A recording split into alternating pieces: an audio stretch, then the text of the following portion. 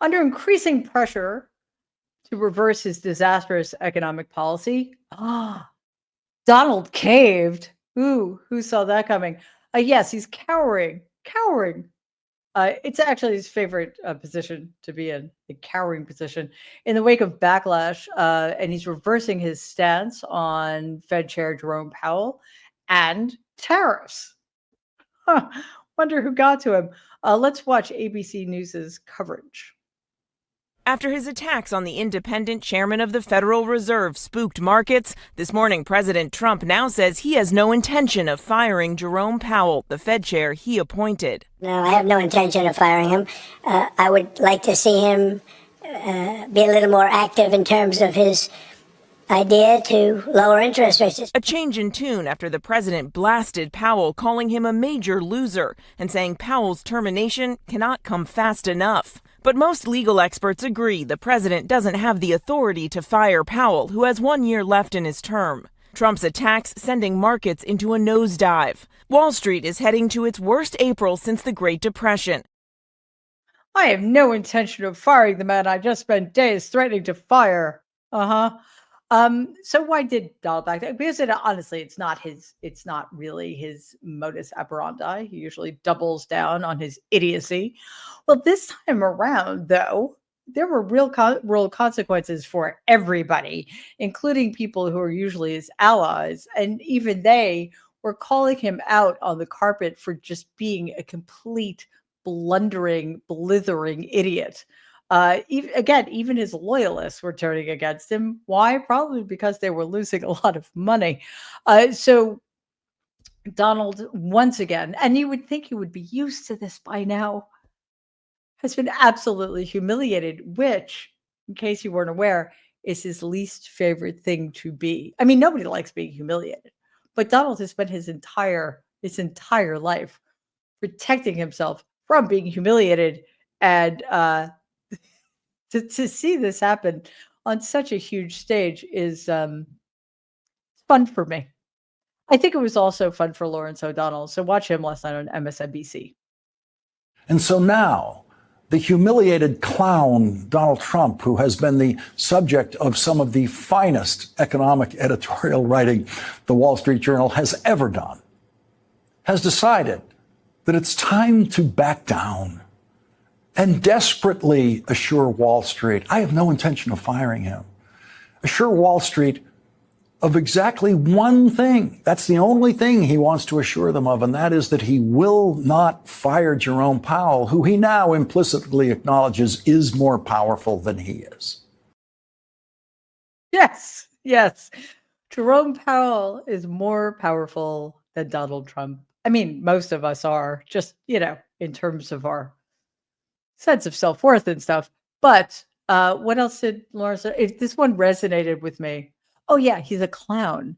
Why does that resonate? Besides the fact, of course, that it's true. Because back in 2015 and 2016, when Donald was running, I had several conversations with my Aunt Marianne because, we've known him forever and we're New Yorkers, so we couldn't take any of it seriously. And this is a direct quote from him.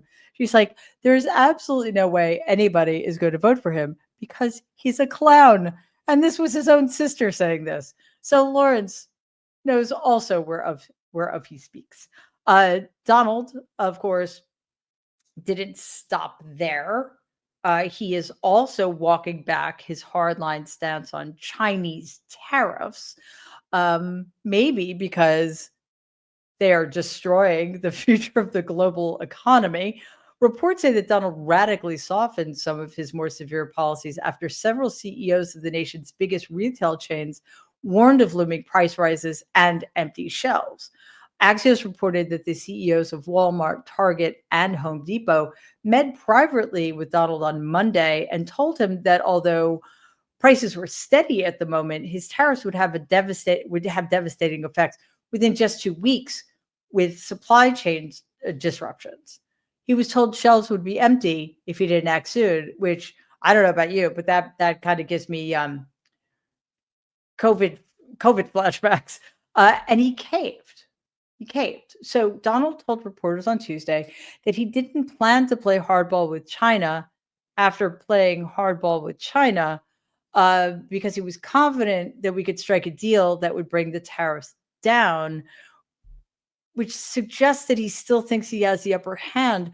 But let's put this in its proper context. He's saying this in the immediate aftermath of being lectured to by a bunch of businessmen who are much smarter than he is. Ow. Now, Donald, of course, had the opposite stance for weeks.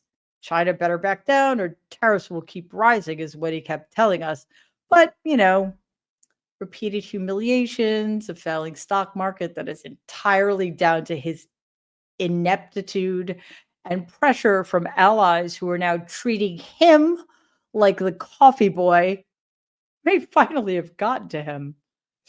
We're going to find out, but it is not looking good. Of course, he is going to spin this so somehow he comes out the hero, at least in his own very little mind. Before we go further, we are quickly approaching our 400,000 subscriber goal, but we need you to get there. So if you have not already, please subscribe to our channel. Also, after that, click on the notification bell. That way you will be notified every time new episodes drop. It would be great if we could continue to grow our channel together.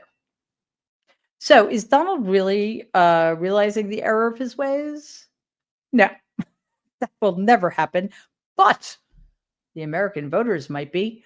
His approval rating on the economy has absolutely tanked. A Reuters Ipsos poll found that just 37% of Americans approved of Donald's handling of the economy. 37%, like that's almost down to his base.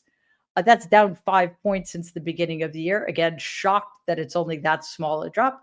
His economic approval rating has never been so low over both of his terms.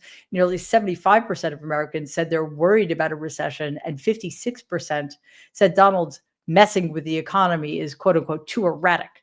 Even 1 in 4 Republican voters agreed, which is still a very low number, but 75% approval rating in your own party for anything is quite terrible. The poll also shows that 2/3 of Americans said they were concerned about the impact of Donald's unilateral and completely unprovoked trade war on the stock market. In response to the statement, quote, Donald's actions could make it harder for me to live comfortably when I retire, unquote, 52% Americans said they agreed. Well, numbers really are telling it like it is. Donald's economic policy is extremely unpopular, and the pressure is causing him to blink. Again, though, he's going to come up with a way to make it somebody else's fault because that's what he does best.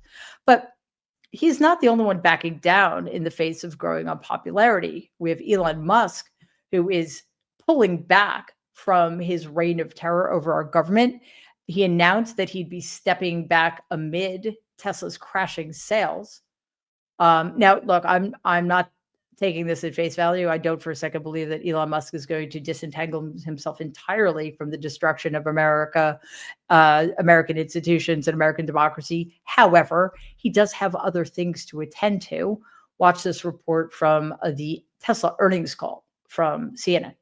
The breaking news, Elon Musk's empire suffering a major blow tonight with profits plunging more than 70%. And Musk just moments ago in a call that we've obtained admits this reason as to why.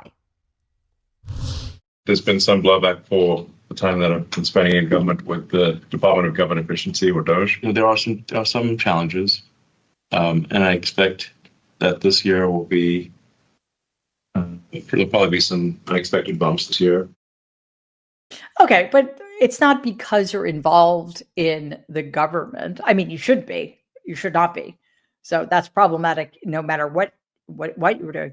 It's because you're a fascist who is hell-bent on the destruction of America. I think that's a more accurate way of putting it. Isn't it fascinating how put upon he always sounds? Poor little guy.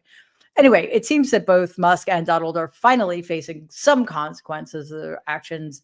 Their extremism, as well as their really poor personalities, are both failing and unpopular.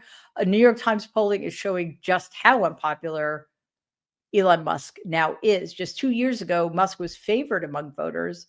a seemingly savvy businessman. And, this is what happens when we think that being rich makes you better than other people. Now, as he's completely glommed onto Donald, his popularity is drastically dropping. But that's not the only thing that is tanking. Tesla sales are down, and this, sorry, I smile involuntarily every time I see this statistic. Tesla sales are down 71% according to quarterly reporting released yesterday.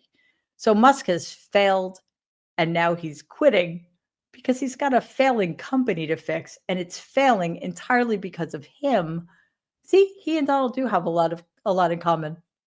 Yeah, they're both total failures who have been allowed to fail up spectacularly because they inherited a lot of money.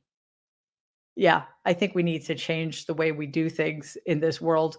Anyway, I do not for a second pretend that because of some bad polling numbers, everything's going to get better all of a sudden.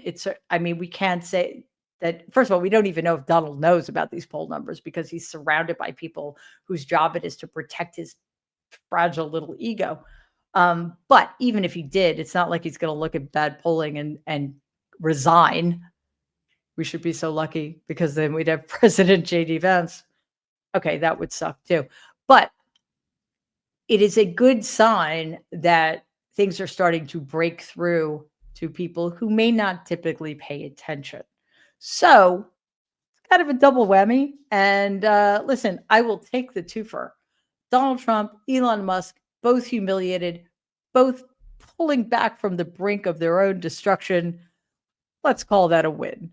Please take a second and like and share this video. Be awesome if you could subscribe to the channel. If you're listening to us in podcast form, please follow us and give the show a 5-star rating because it really does help other people find our content. Thanks.